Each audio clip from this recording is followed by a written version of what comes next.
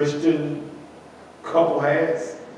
Then he's going to deal. Then he's going to deal with the marriage. He's going to deal with Christian and unbeliever being married, and then he's going to live. He's going to talk about living as you are, and then he's going to come back and he's going to talk about singleness, remaining single, and then he's going to close the book up, the chapter up, dealing with widows and remarriage. So he's going to talk about some of the marriage and remarriage. So what I want you to block out in your minds as we're going through this thing is dealing with marriage and remarriage, separation and all that stuff of Christians, two Christians. Then he's going to deal with marriage and separation and divorce between a Christian and a non-Christian. All right. Then he's going to close up the book with remarriage of a widow. So you got to put these categories in your mind so you don't mix them, because the irony of it all is you're going to find that there is somewhat different responses for different groups. And so we're going to have to really, because it's going to challenge some of the things that we've been taught. We all okay? All right, because I just want to make sure we put these categories there. All right, these categories there. Somebody get Matthew 19, verse 19. Get Matthew 19. I think that's the best way to set this thing is go to Matthew 19. All right, Matthew 19, and I think let's just look at. This just hit me in the top of my head, so we're just gonna have to roll with it. Matthew 19, and I want us to start at about verse. Let me get over there, because I don't want to miss too much of it. Matthew 19, and I want us to look at. Let's start around verse number. Let me see here. Oh, is that where I want to be at? Yeah, Matthew 9. Let's look at verse number. We'll start reading about verse number. 18. Well, verse number. We'll go to verse number. We'll lay it in verse number 10, and then we'll walk our way through this. Now, remember, this is Jesus talking. All right, Jesus giving instructions. Is that right? All right. So let's walk this thing. Eddie, you over there? Yes. Start reading verse number 10. What the Bible say? His disciples said to him, if such is the case of the man with his wife, it is better not to marry. Yeah. Matter of fact. Let's just start at verse number 1. Okay. And that because I was trying to get faster, but we're not going to be able to do that. All right. Verse number 1 says what? Read. Now it came to pass. When Jesus had finished these sayings, that he departed from Galilee, right, to the region of Judea beyond the Jordan. Right. Come on. And great multitudes followed him. Great. And he healed them there. Right. The Pharisees also came to him, yeah, and saying to him, is it lawful for a man to divorce his wife? Okay. For just any reason? Okay. Here we go. Now he's dealing with this marriage thing. All right. Now, another couple of things we got to make sure we understand with this conversation. All right. It's the Pharisees that's come to him. All right. These are people that should know the law, right? And these people, and being that these people know the law, and being that he's talking to Pharisees, he's talking to people that should understand that they marry other Jews. It's not that they marry outside of the family. Does that make sense? All right. So this is very, very important to understand this. When Jesus is talking here, Jesus is talking about marriage as it applies to those who understand how the marriage laws work between family members, Jew upon Jew. Are we all good with that? Because when it was given to who? Jews. Is that right? We all good. All right. So they came and says, is it lawful to put away, a man can put away his wife just for any cause? All right. I'm tired of her. I don't want to fool with her no more. All right. What did Jesus say? Read. And he answered and said to them, and I said to them, have you not read that he who made them at the beginning made them male and female? He who made them at the beginning made them male and female. Read. And said, for this reason a man shall leave his for, father and mother, read, and his wife, read, and the two shall become one flesh. Read, come on. So then they are no longer two, but one flesh. But one flesh. Read. Therefore, what God has joined together, let no man separate. Read. They said to him, why then did Moses give what? A certificate of divorce. Now, who did Moses lead? Children of Israel, right? Still talking about family. We all on the same page? All right, read. And to put her away. And to put her away, come on. He said to them, Moses, because of the hardness of your hardness of your heart permitted you to divorce your wife. From the beginning, it was not so. God's original intent was not for a man and a woman to get divorced. That was not God's original intent. But because of the hardness of your heart, Moses permitted it. All right? Come on, keep reading. And I say to you, whoever divorces his wife, y'all, except for sexual immorality, I catch this thing now. marries another, All right. commits adultery. All right, whoever does what? Divorces his wife, except for, is that the text?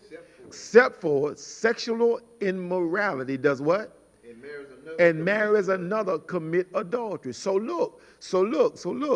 if he's talking about family, y'all with me? He's talking about of the same people, the children of God. Is that right or wrong? The children of God. If the children of God, if the man decides he's going to put away his wife and go marry another, except for sexual immorality, then he commits what? Adultery. All right? He's not legally let go. He can be legally let go, but he's not spiritually let go. Y'all with me? Just because somebody go and get a divorce certificate in the court, in the court legal system, all right, they may be divorced in the eyes of the law, but they're not divorced in the eyes of God, if it was not according to this piece. Is that right? Yeah. We all good. Yeah. All right, we talking about one child of God and another child of God. Is that right? We all good. Yeah, it's going to make sense in a minute. That's why I'm making sure I grease this thing right. All right, go ahead and read. And whoever marries her, whoever marries her commits adultery. Why? Because in the eyes of God, she's still married. Okay, read. His disciples said to him, if such is the case of the man with his wife, yeah, it is better not to marry. Yeah, and I wish more people would really understand and take on the mindset that the disciples just took on. Because they understood the gravity of marriage and the importance of marriage. And if that's my only way out, then you know what? I may not want to get in this thing. Because she may get on my nerves. I want to get out of here.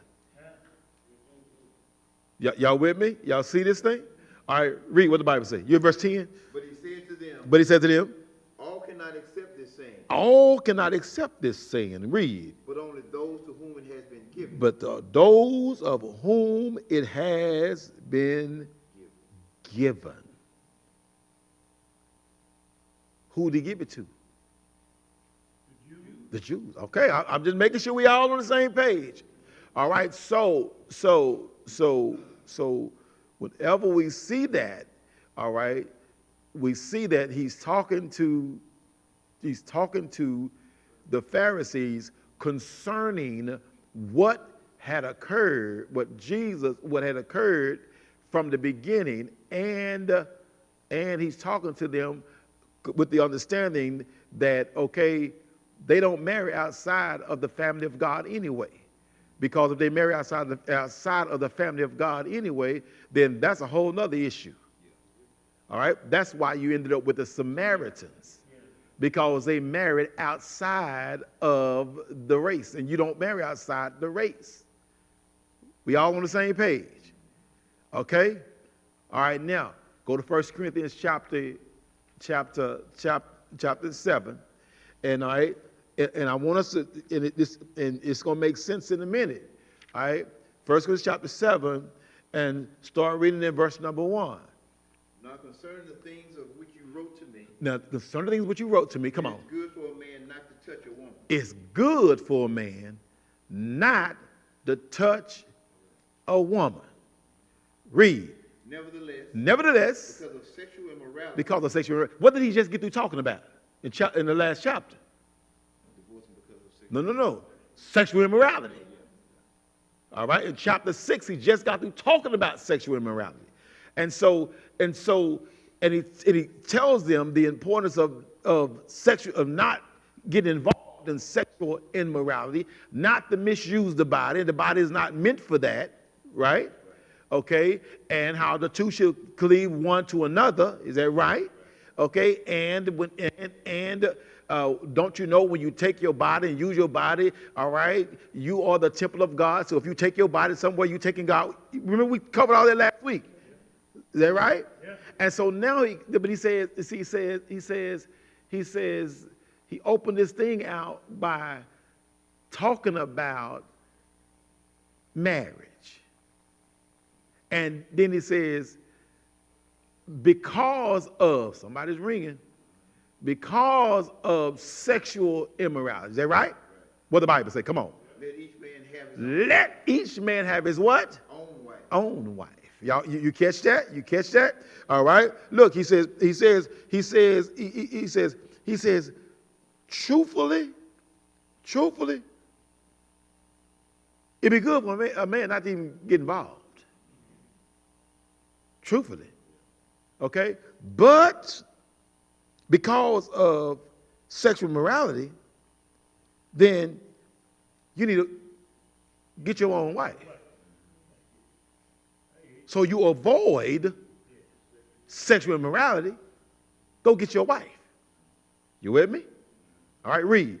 And let each woman have her own husband. And each woman have her own husband. Okay? To avoid sexual immorality, you get your wife, you get your husband. So now you can have relations under the umbrella of God's intent. Does that make sense? Y'all with me? Okay? Read.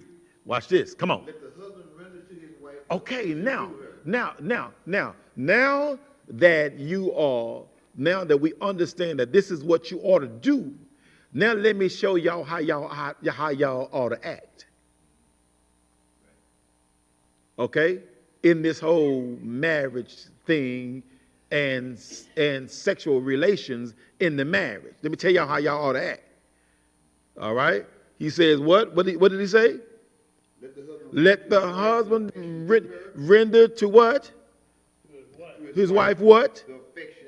The what? Affection. The what? Affection. The sex. Yeah. It says the affection. Now, when you go and you really look at that, it is what he should do is he should give himself to his wife, all right, in a sexual manner, but out of affection. Not just out of fulfillment. Yeah, it's getting real heavy over here. Everybody getting real nervous right about now. All right? Because it should not just be an obligation that I'm just meeting the need. Because there should be an emotional tie to doing what we do. So, and watch this, y'all. And this thing gets even deeper because when you talk about affection, because it will come a time where the intercourse and all that don't happen no more. Y'all looking like I'm strange all day long anyway. The truth of the matter is, it's going to happen. So now, he still should render affection. So affection should be given.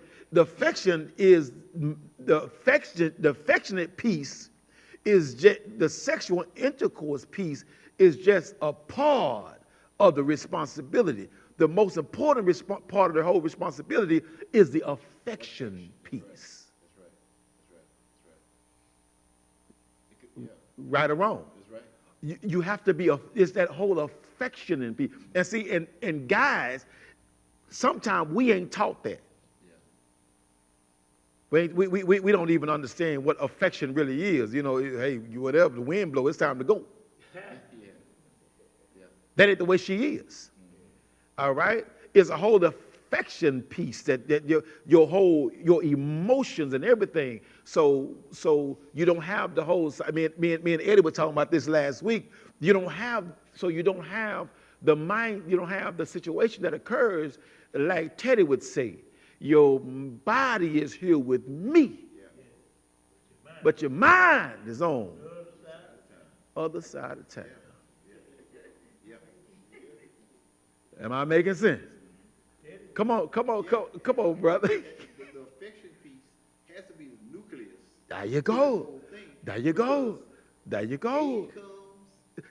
Sickness comes. Some things that can't be avoided. And then what? Exactly. Then what?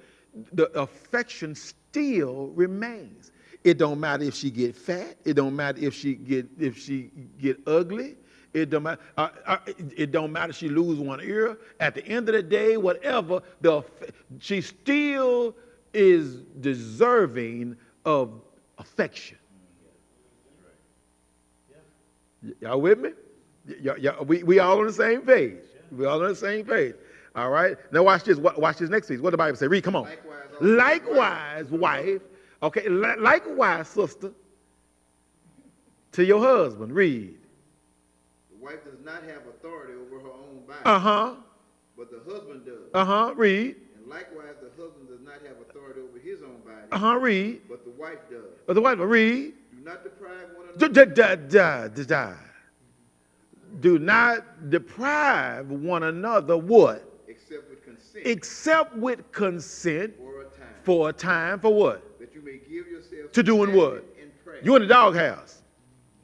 Ain't no doghouse here. Ain't no doghouse here. You ain't. It should be a consent that occurs. All right, we consent on this thing, and while we're doing this, we are fasting and praying. We consent on this thing, not because I don't like how you said something to me. I don't like how you treat me. I don't like no. See, watch. See how this thing how it all partners together. All right, you showing affection like you supposed to.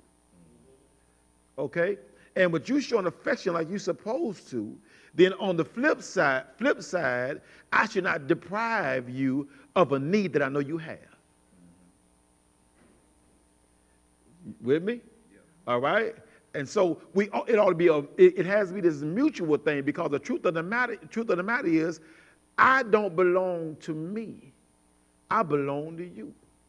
You don't belong to you. You belong to me. So because I belong to you, you're due my affection. Because you belong to me, I'm due your due diligence. Does that make sense? We right? But how many times do you see the doghouse get built? Huh? It's weaponized. All of a sudden, you know what? No and no. Okay? All right? The responsibility is, one, we are Christians first and foremost. And because we're Christians first and foremost, then we behave like Christians at all times. So there's a way we treat one another, even in this umbrella. We all right? We good? Yeah. Didn't lose nobody. All right. So, but don't y'all go home and talk about Brother Harris said. No, I ain't say that. The Bible said. The book said. Brother Harris said, you supposed to be affectionate to me. No, the book said. The book said. All right, watch this. Read, come on. And come together again so that Satan does not tempt you because of your lack of self-control. Come back together because you only do it for time, then you come back together. All right, so Satan does not tempt you because of your lack of what? Self-control. All right? Now, don't put each other in harm's way. That is common. That's what Paul was telling them. Don't put each other in harm's way. Satan gonna tempt you. All right? Put him in the doghouse and leave him in the doghouse for a long time. And he go to the gym, and he keep going to the gym, and they see the same girl all the time. Let's see that, y'all, everybody living that. Huh? Because truth, y'all have heard me say this before. You'll heard me say this before. What you don't want, somebody else does. All right? And so Paul is giving wonderful advice here to let you know, hey, if you're going to do this, first of all, you agree to this. All right? You're fasting and praying for a particular reason why you're doing this. Okay? And then don't do it for too long, because if you do it too long, then you're going to give way to Satan to tempt you. Yeah. All right? All right. I know sometimes we don't like this. We don't like this chapter. But we don't like chapter 6, and we don't like chapter 7. We want to skip over those. Okay? All right, watch this. Keep reading it. Go ahead. But I say this as a concession, but not as a commandment. Okay, now look. He says, I say this out of concession, not out of commandment. Read. For I wish that all men were even as myself. All right. Hey, I wish everybody was like me. Everybody. I say this out of. I'm not commanding everybody to be like me. I wish everybody was like me. There's no commandment for everybody to be like me. Not a one. But what? Read. But each one has his own. But each one has his own gift from God. Come on. One in this manner. One in this manner, and that one, and another. Read. But I say to the unmarried. Oh, well, here we go. But I say to the unmarried. Come on. And to the widows. And to the widows. Come on. It's good for them if they remain even as I am. Hey, if you unmarried and you're a widow, it's good for you to stay unmarried and a widow. And he's going to return to that conversation a little later in the text for the reason why. Okay? Read, come on. But if they cannot exercise self-control. But if you can, here we go again. But if you can't exercise self-control, is what? Let them marry. Yeah, you go. Let them marry what? For it's better to marry all right. than to burn with There you go. Hey, if you can't control yourself, all right, it's better to marry than to burn with passion. You with me? You with me? All right. If you can't be like what Paul was saying in so many words, if you can't be like me, and not have to have a woman, you can't be like me and not have to have a man. If you can't be like me, then what you need to do is get married, because everybody ain't got the gift. Everybody don't have the gift. All right? Very few got the gift. All right? So go on, he's telling you, go on to get married. Because it's better to get married than to burn with passion. Because if you burn with passion, what's going to happen? There you go. It's going to be some sexual immorality go on. It's going to be some returning back to chapter 6. We all there? We all there? All right. Keep reading. Watch this. Now to the marriage. All right, here we go. I Wait. Let's get this good. Let's get this good. Now to the married. Okay, but the question then is, what are we dealing with right here? He says, now to the marriage. Read. I command. Come on. I, but the Lord. Yet not. Okay, here he goes. Yet not I, but the Lord. What I'm finna say, I'm not saying it. I'm quoting what the Lord said. You with me? Okay. Remember what we read in Matthew 19. Who was he talking to in Matthew 19? Jews. Marrying together those who are what? Jews, same. Which were the chosen ones, right? You with me? All right. Read. A wife is not to depart from her husband. A wife not to depart from her husband? But even if she does. Depart? Let her remain unmarried. Uh-huh. Or be reconciled to her husband. Okay, now that's the same thing Jesus said, ain't it? Same thing Jesus says, right? So that lets me know, that lets us know that he's talking right now to two Christian mates. That's who he's talking to right now. He's talking to two Christian mates. All right? It'll get clearer in a minute. All right? All right? Read. And a husband is not to divorce his wife. Not to divorce his wife. Come on. But to the rest. To the rest. I am not the Lord. I'm not the Lord. Read. If any brother has a wife. Uh-huh. Who does not believe. Oh, see, now he's segueing. Now he's starting to segue. All right. Now he's coming home. He's coming home to that other group that's in the church. Yes and yes. That other group that's in the church. You know, the one, the husband is a Christian and the wife ain't. Or the wife is a Christian and the husband ain't. Yeah. All right? Because he just talked to the other ones, didn't he? He just told them, you don't leave. Right. You with me? All right, and he says what? Read, come on. If she's willing to live with him, hey, back it up and start that all the way over. Start that because I want to make sure we get all of that. Read. To the rest, I, not the Lord, say. If any brother has a wife, does not believe. Here we go. If any brother has a wife that don't believe, what does the Bible say? She's willing to live with hey, and she's willing to stay with you. Don't you put her away. Now, you would ask, would this come up? Because they were in the minds of Corinth, they were beginning to think that, you know what, I can be more spiritual if I put her away.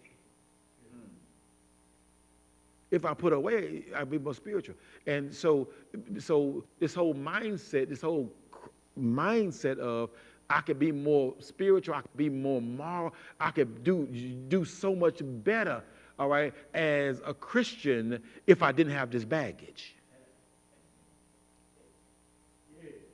And so Paul says, hold on, back it up, stop, wait a minute. If she want to stay with you, you got to keep her. All right? Remember, we're talking about Christian, non-Christian. It's going to get heavier here in a minute because it's going to challenge some of all of our thinking.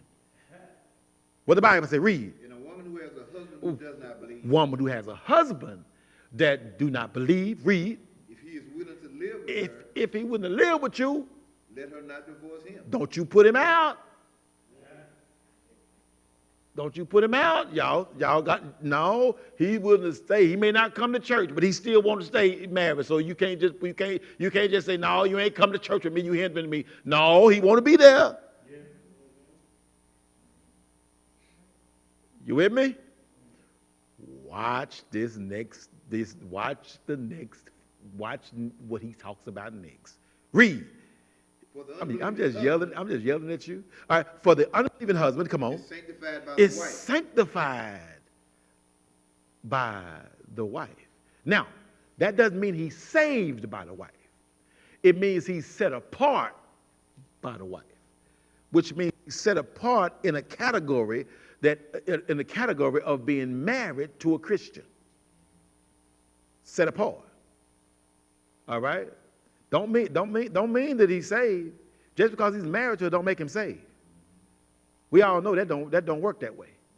But what it does is he's set apart because he's connected to the set apart. Because you're supposed to be sanctified. Because that means he's set apart. That means he's identified with somebody that's a member of the Lord's church. That makes sense? Y'all with me? Okay? Watch this. Keep reading. And the unbelieving wife is sanctified by the husband. Same thing. Flip it over the other way. You with me? Okay? She ain't saved. They ain't saved.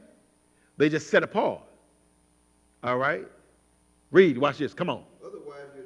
Otherwise, your children would be what? Unclean. Ooh, unclean. Unclean. And that's a whole nother deep thing there. Because what Paul is dealing with there is that the children, before they become to the age of accountability, is covered. They're covered. Now, once a child becomes the age of accountability, then they fall in the same state of anybody else that can obey. That makes sense to everybody. All right? Okay, read. Come on. But now they are holy. But now they are holy because they're covered by the holiness of the mother or the holiness of the father, because they are part of the body of Christ. We all good? We all good? All right, keep reading. But if the unbeliever departs. Oh, here we go. Here we go. Here we go. This is going to challenge a whole lot of our thinking, because we ain't really never got down in it like this. He says, if the unbeliever departs. What the Bible say? Let him depart. Let him go. What else does the Bible say? A brother or sister is not under bondage in such cases. No, let that marinate for a minute. Let that marinate. Let that marinate for a minute.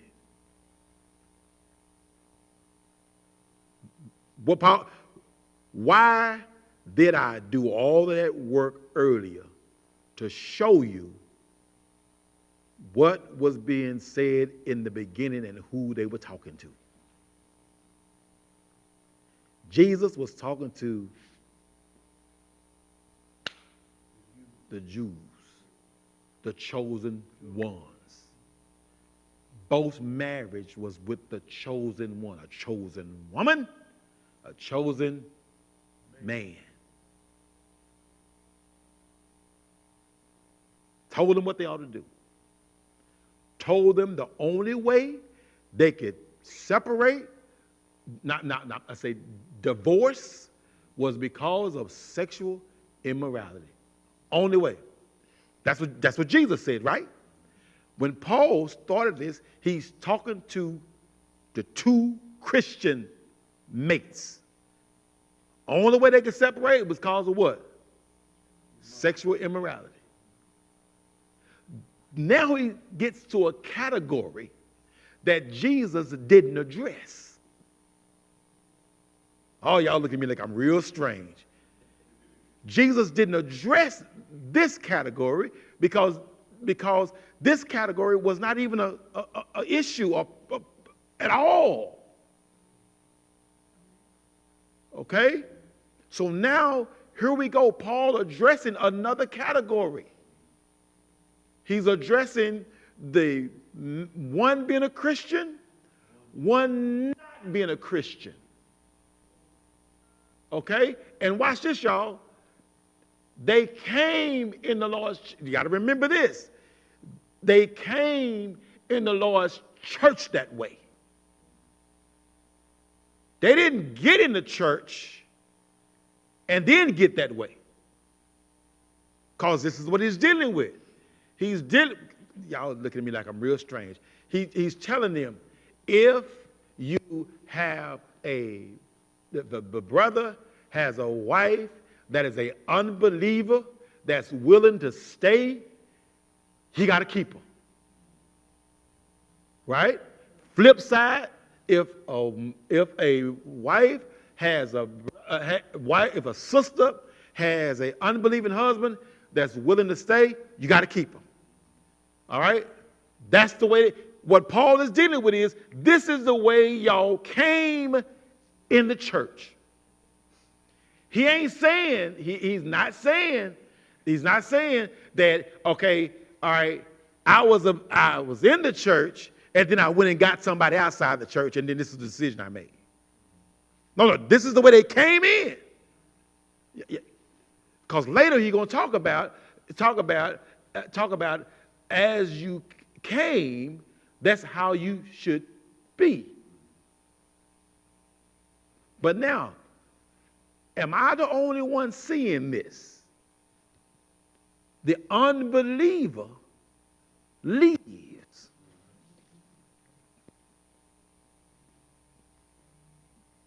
The unbeliever leaves. The believer didn't put them away. The believer didn't kick them out.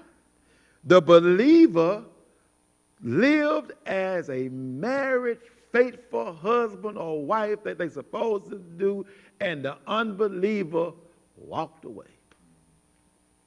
Unbeliever left them. Paul says, let them go. And if they go, you are no longer in bondage. What does the Bible say, sir? But God has called us to peace. But God has called us to peace. Anybody want to pull on that?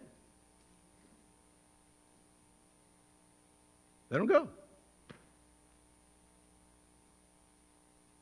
Let them go. You're no longer bound. Let them go.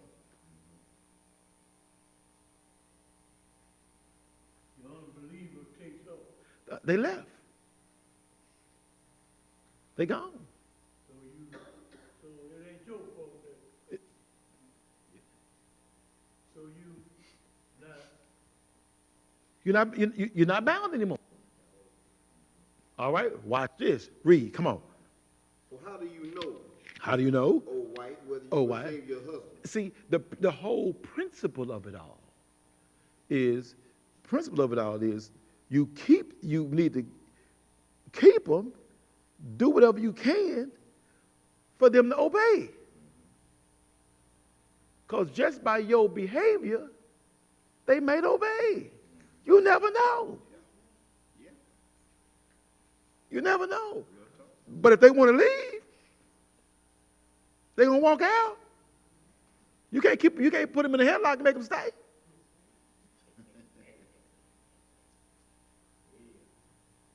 All right? Read. Go ahead, man. Or how do you know whether you will save your wife? Read. Come on, man. But as God has distributed to each one, Uh-huh. as the Lord has called each one, Yes. so let him walk. Okay.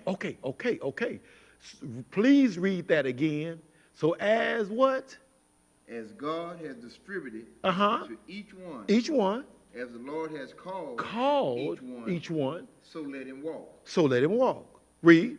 And so I ordain in all the churches. I ordained in all the churches. So I did all the churches. All right. As they came, That's how you stay. Unless the unbeliever walks out. If you Christians, the only way, y'all can separate, you can separate, but the only way that you can divorce and remarry again is there was sexual immorality in the situation. And let me, while I'm passing here, and the only one, the ball is only in the court of the innocent.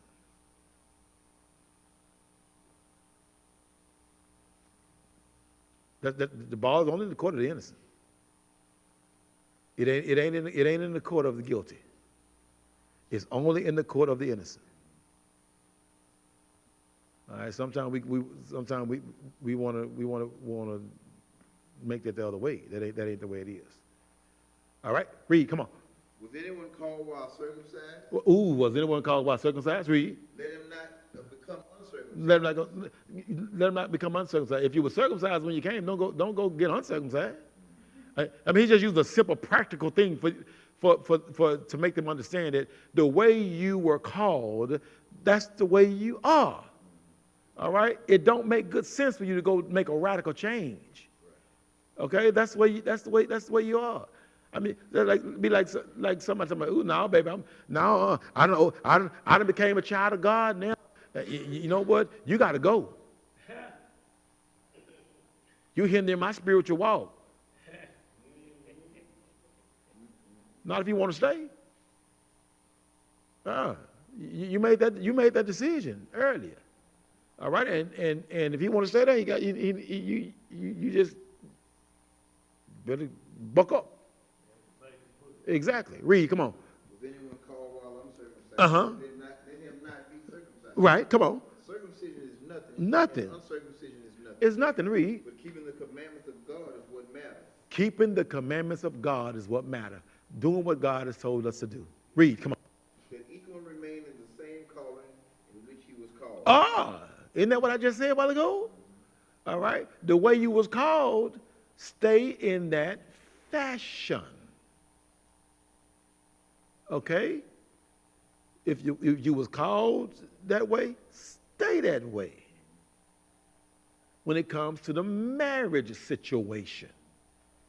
If that's where y'all, hey, move on. Don't think you're going to be better, and you don't think God's going to allow you to just put that person away because they're unbeliever. Don't think God's going to let you just divorce him or her, okay, for no apparent reason, just because you growing more spiritual than he's growing spiritually. No, that ain't the way it is.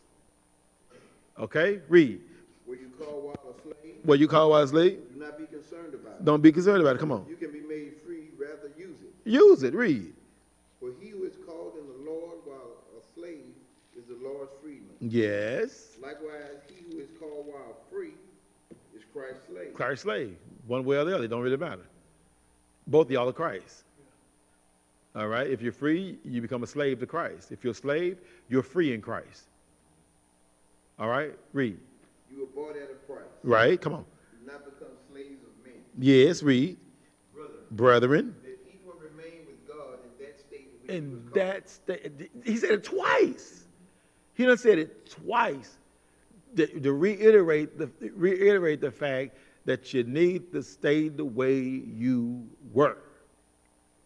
He said it twice. Okay? For nobody can have this idea of, well, I'm just going to put somebody away.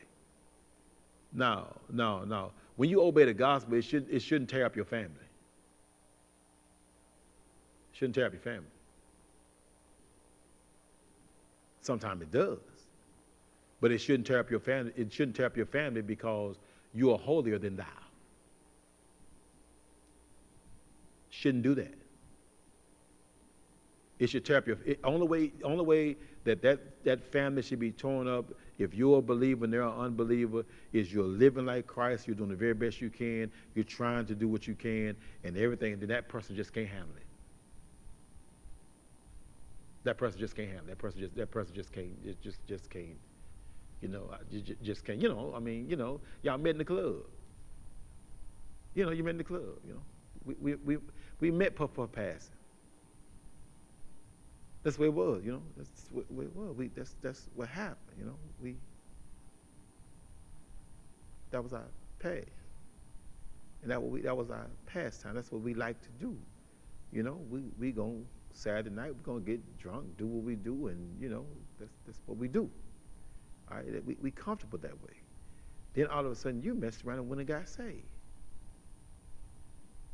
and now all of a sudden you saved, and now the things that we like to do we don't do no more. You starting to change.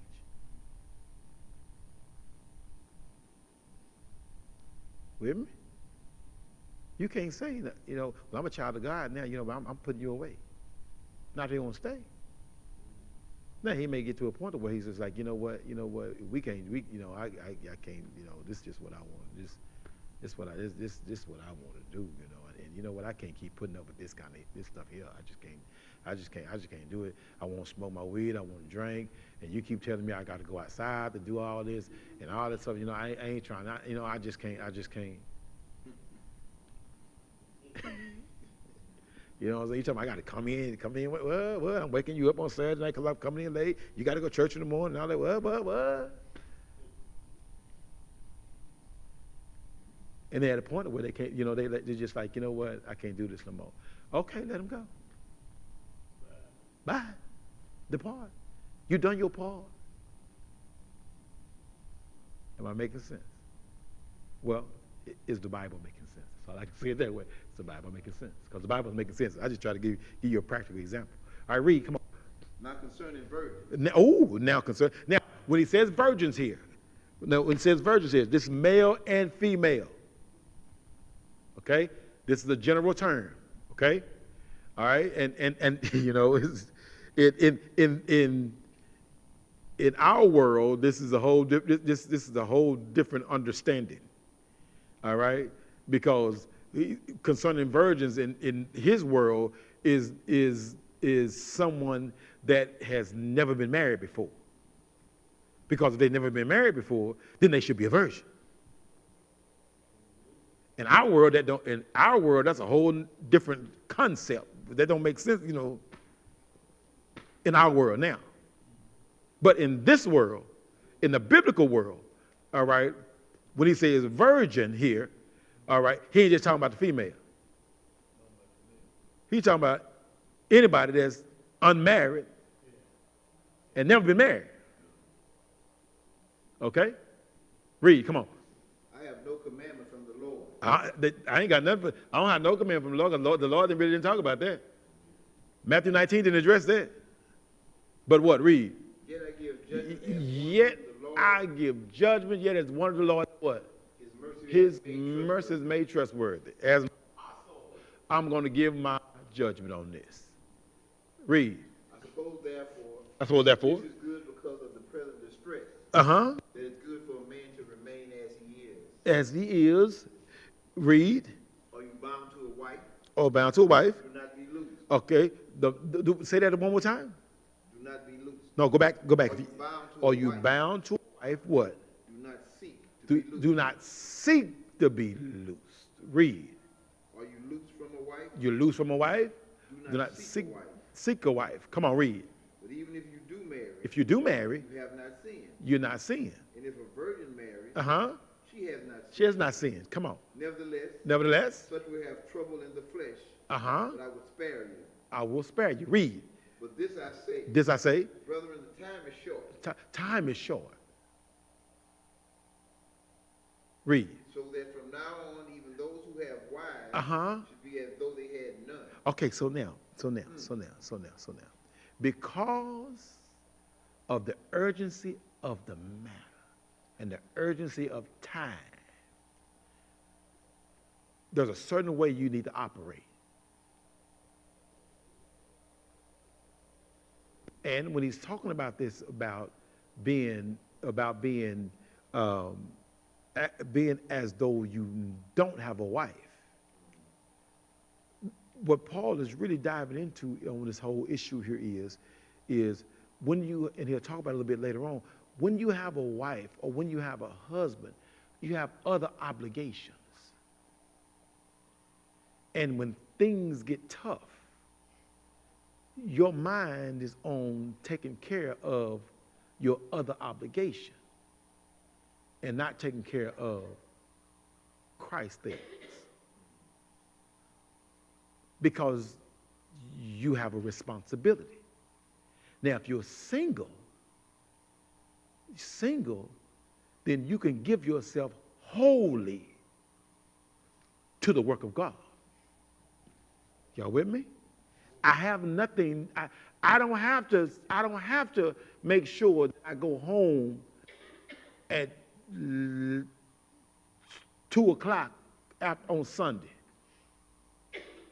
I can go do. I can go visit the sick. I can go make phone calls. I can do budget stuff. I can do all the things that it takes to make the kingdom of God better. I can invest in that way. But if I have a wife or I have a husband, I got to think about that piece because I can't neglect my responsibility as a husband or as a wife. Y'all look at me like I'm real strange. All right? God don't ask you to neglect that responsibility. That's why Paul is dealing with this situation here. If you are single, you have more time to invest in those areas. Now, I'm not going to get on my soapbox, but I sure could spend some time right here. Right here. Because more single folk ought to be working more in the Lord's church than the married folk. Who is going to get it? I know, but it's the truth anyway. The truth anyway. It's the truth anyway. Paul is teaching this principle. All right? The married person has marriage responsibilities that they're still doing as they do church responsibilities. Okay? A single person, you don't have the marriage responsibility. So you ought to have more freedom to do more for the Lord. I didn't say it. It's in the book.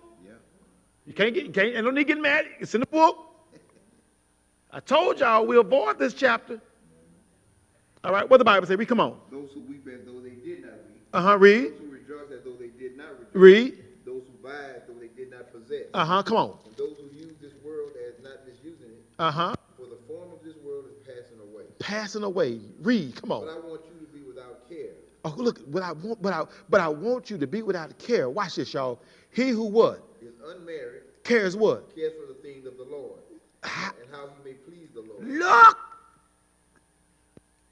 I'm telling y'all, I'm not making this stuff up. It's right here in the book. In the book, look. He who is unmarried cares for the things of the Lord, how he may please the Lord. Watch verse 33. Read. But he who is married cares cares about the things of the world. What? How he must please his wife. All right? Look. Go on to verse 34. Let's go on and get. There is what? A difference between a wife and a virgin. Wife and a virgin. Read. The unmarried woman cares about the unmarried woman cares about the things of the Lord, that what? That she may be holy, body and spirit. But she what? But she who is married cares about the things of the world. What? That she may please her husband. You see that? They have a response. You have another responsibility. You have another responsibility.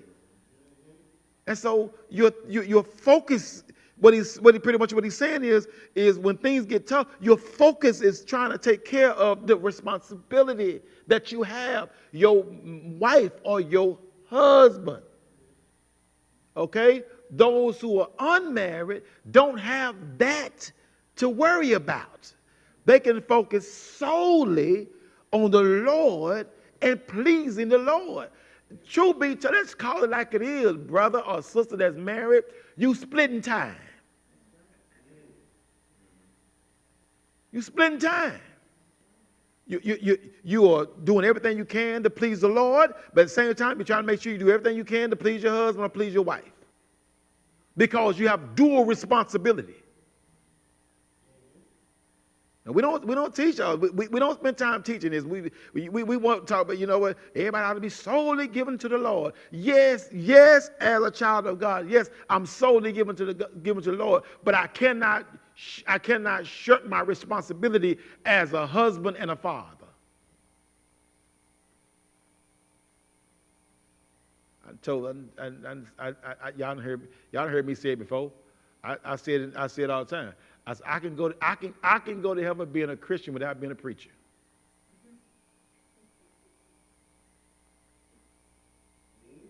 Yes, but I can't go to heaven being a horrible husband and a horrible dad. I got that. That's my responsibility.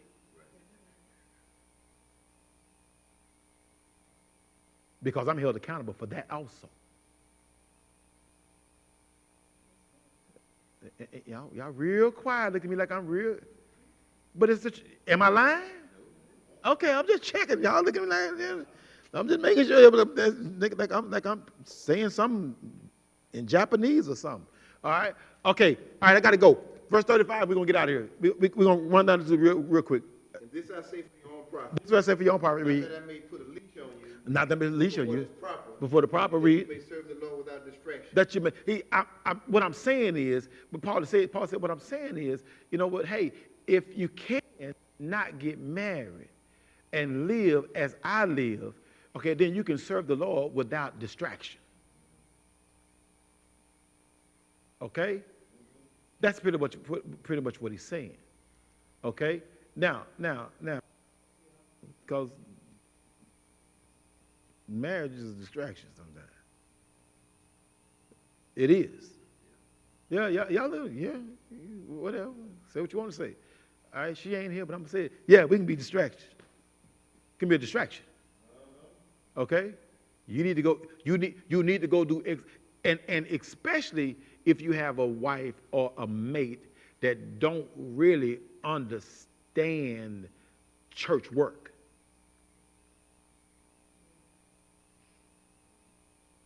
They don't understand church. They don't understand church work. I tell every young man that says every young man especially that say they want to be. I want to be a preacher. I want to be a preacher. I want to be a preacher.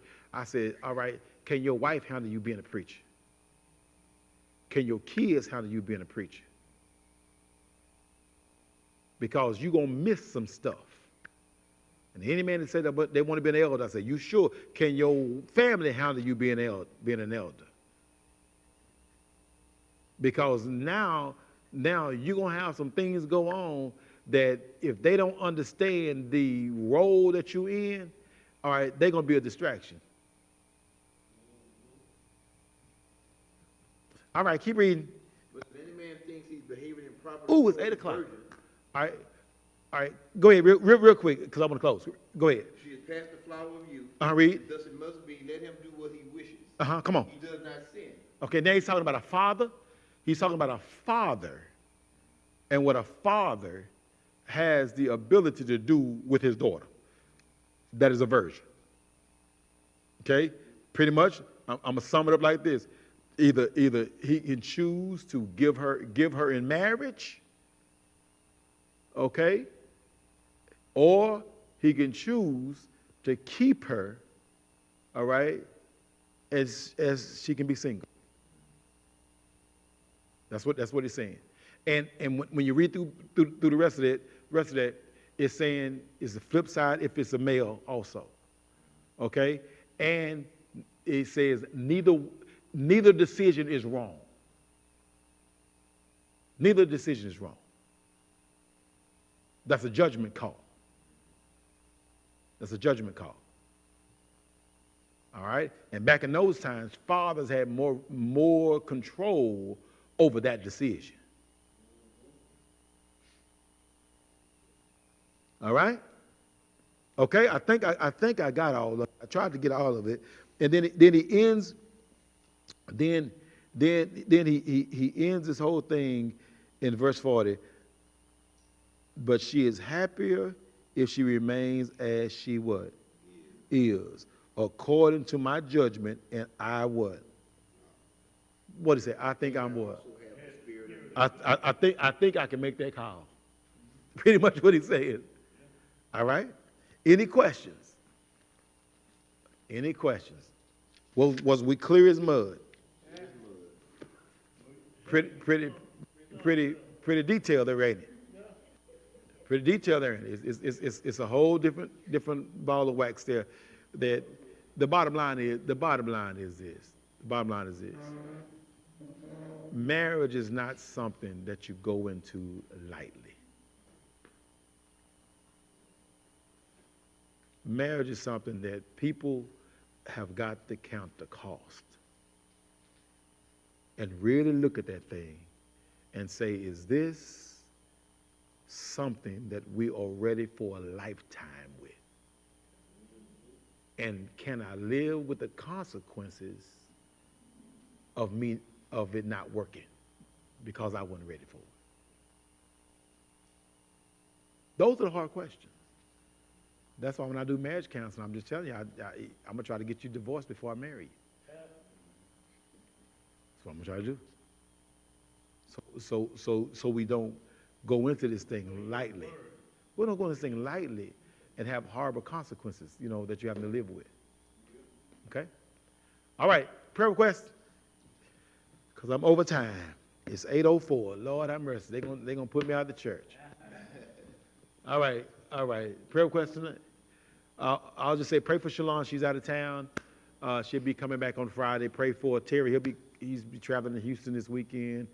Watch over them, and then just continue to pray for me and my work. I'm having issues, just working through some stuff with people. So just pray with me. Pray for me. The Lord covers us, and we get through all these issues. All right. All right, we'll do. All right. Okay. Okay. Oh, most definitely.